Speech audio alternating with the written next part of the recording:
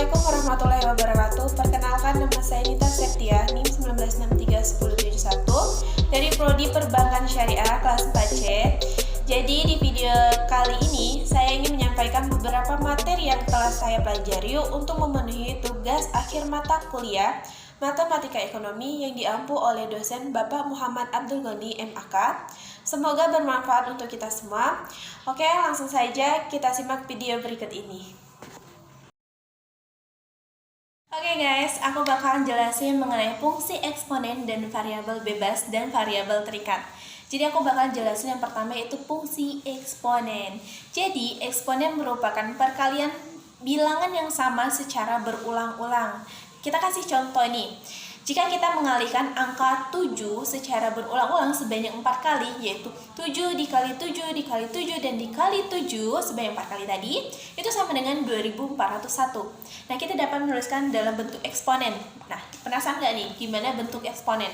Jadi bentuk eksponen itu berarti 7 pangkat 4 seperti ini. Nah, ini 7 pangkat 4. 7 pangkat 4 yang bentuk eksponen ini sama hasilnya dengan 7 dikali 7 dikali 7 dikali 7 yang sebanyak 4 kali tadi itu berarti 7 pangkat 4 itu sama dengan 2401. Nah, secara umum xn sama dengan x pangkat n sama dengan x dikali x dikali x dan dikali x dengan x sebanyak n kali. Artinya kita mengalihkan x secara berulang sebanyak n kali. Jadi x n tadi itu dibaca dengan x pangkat n. Jadi kita nggak boleh lagi bilang xn, tapi kita bacanya dengan x pangkat n seperti itu. Jadi eksponen ini biasa juga disebut dengan pangkat.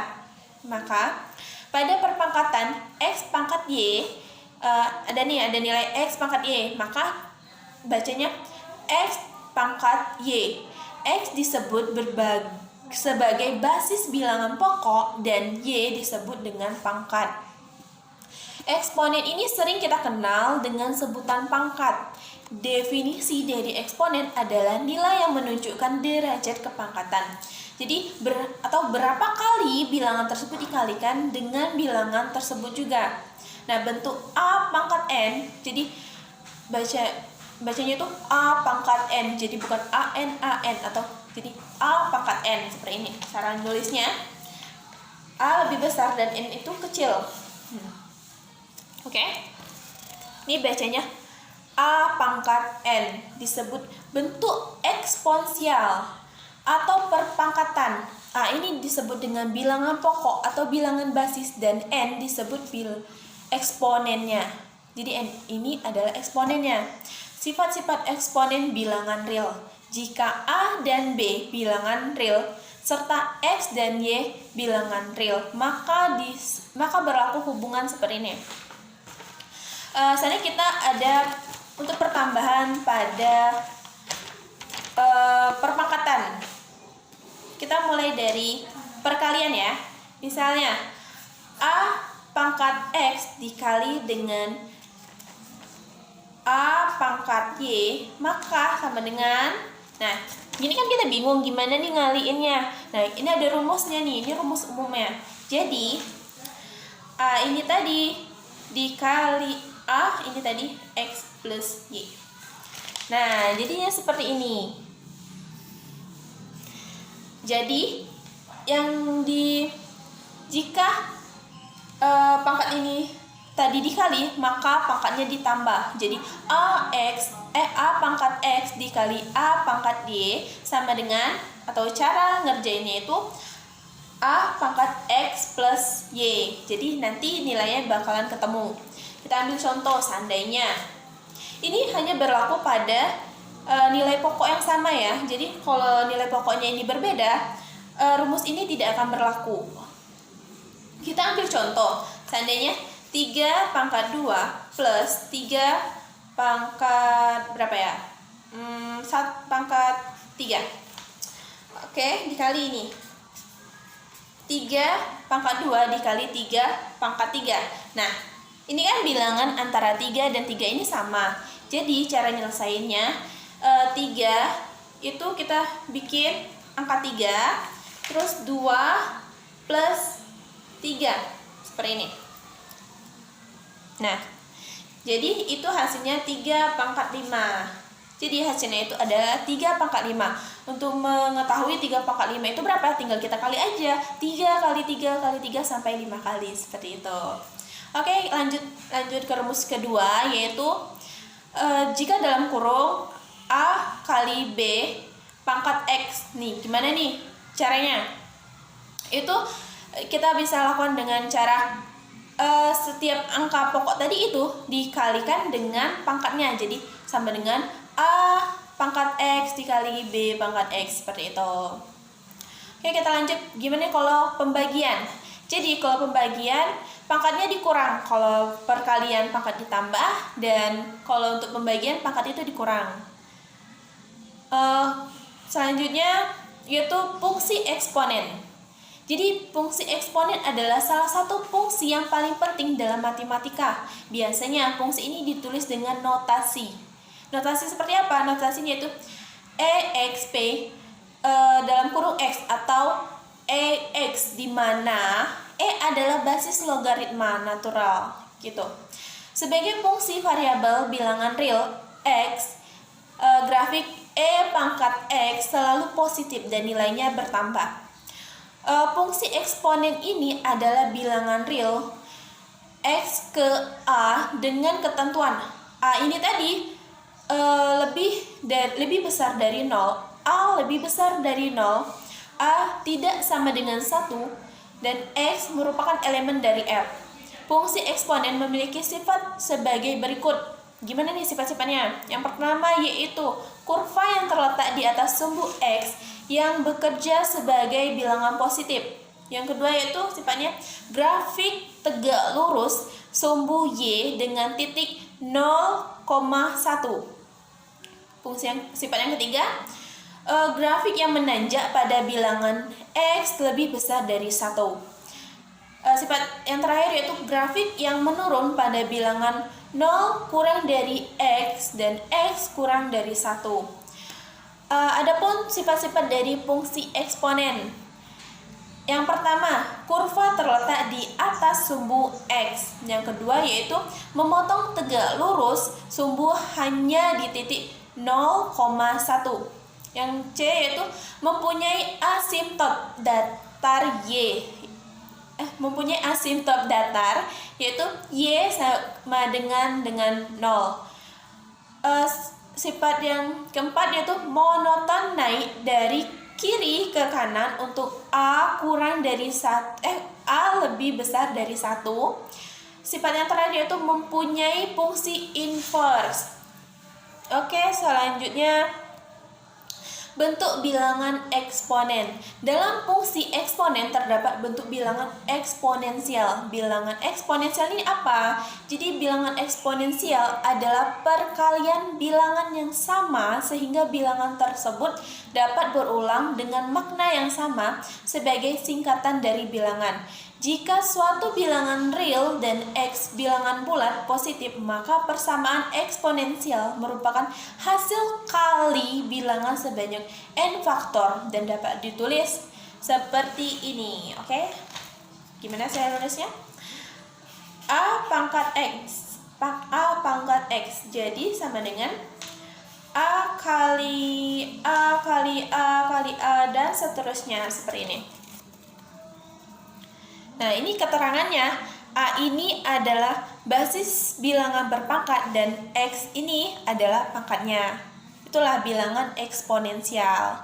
Nah, untuk bentuk persamaan eksponensial ini, selain bentuk bilangan eksponensial, fungsi eksponen juga memiliki bentuk persamaan eksponen. Persamaan eksponen sendiri adalah bentuk persamaan di mana pangkat bilangan pokok dan keduanya bersih variabel. Nah, seperti itu. Mungkin untuk penjelasan eksponen cukup di sini. Saya harap teman-teman bisa mengerti apa yang saya jelaskan. Nanti kita lanjut ke pembahasan materi yang kedua. Oke? Terima kasih. Oke, baiklah, kita lanjut lagi. Materi selanjutnya yaitu bentuk hubungan variabel bebas dan variabel terikat. Yang pertama itu pengertian variabel bebas dan variabel terikat. Nah, apa sih variabel bebas? Apa sih variabel terikat? Kita bakal jelasin satu persatu. Yang pertama yaitu variabel bebas. Jadi, variabel bebas adalah suatu masukan atau input bagi suatu sistem dan dapat diambil pada sembarang nilai secara bebas, yang nilainya tidak bergantung pada variabel lain. Jadi, variabel bebas juga dianggap sebagai masukan atau input bagi suatu sistem yang diambil sembarang nilai secara bebas. Selanjutnya itu variabel terikat. Nilai yang nilainya bergantung pada variabel lain. Nilai yang berubah sebagai dampak dari perubahan nilai lain dalam sistem tersebut. Sebagai contoh nih, ada persamaan Y sama dengan 10 plus 2X. Nilai 10 dan 2 adalah konstanta. Sedangkan nilai X tadi adalah variabel bebas dan Y adalah variabel tidak bebas atau variabel terikat. Konstanta 2 tadi dapat disebut sebagai koefisien dari variabel X.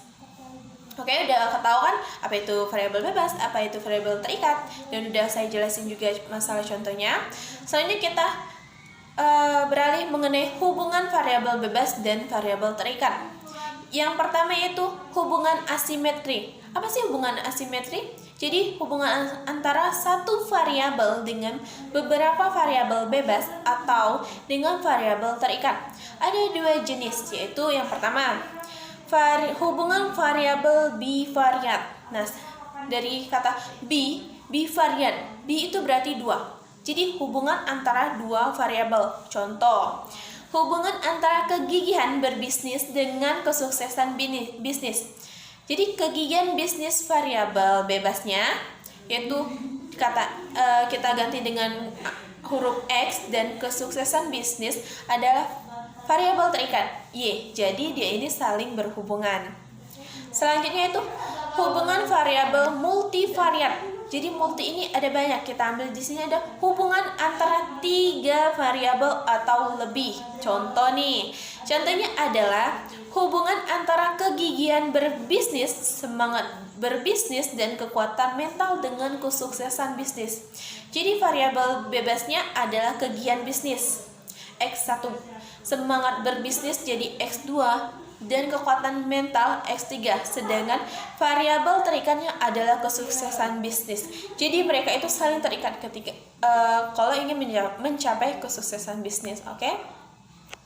Hubungan yang kedua yaitu simetris. Apa sih simetris itu? Jadi hubungan yang terjadi antara dua variabel, namun variabel satu tidak disebabkan atau dipengaruhi oleh variabel yang lain. Dapat dikatakan bahwa salah satu variabel tidak terpengaruh oleh variabel lain.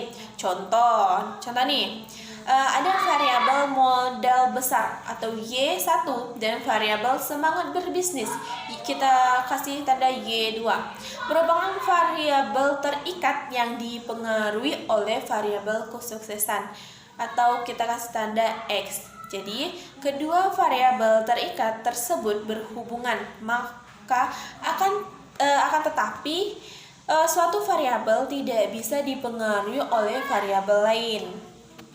Oke, hubungan yang ketiga yaitu hubungan timbal balik. Jadi, hubungan yang terjadi ketika salah satu variabel mempengaruhi variabel lainnya atau sebaliknya. Jadi, ada hubungan timbal balik antara keduanya. Kita ambil contoh, misal nih, variabel rasa percaya diri atau X mempengaruhi kesuksesan bisnis atau Y, dan sebaliknya kesuksesan bisnis Y juga mempengaruhi rasa percaya diri. Nah, itulah tadi mengenai hubungan antara variabel bebas dan variabel terikat. Nah, gimana nih dari kedua materi yang udah saya paparkan tadi, udah jelas atau belum? Baiklah, mungkin hanya itu aja yang kali ini aku bisa sampaikan. Semoga apa yang saya sampaikan tadi bisa bermanfaat untuk kalian semua. Maaf kalau masih ada banyak kesalahan yang saya sampaikan, karena saya juga masih dalam tahap pembelajaran. Untuk semuanya, overall aku ucapin terima kasih dan mohon maaf sebesar-besarnya. Aku pamit undur diri. Wassalamualaikum warahmatullahi wabarakatuh.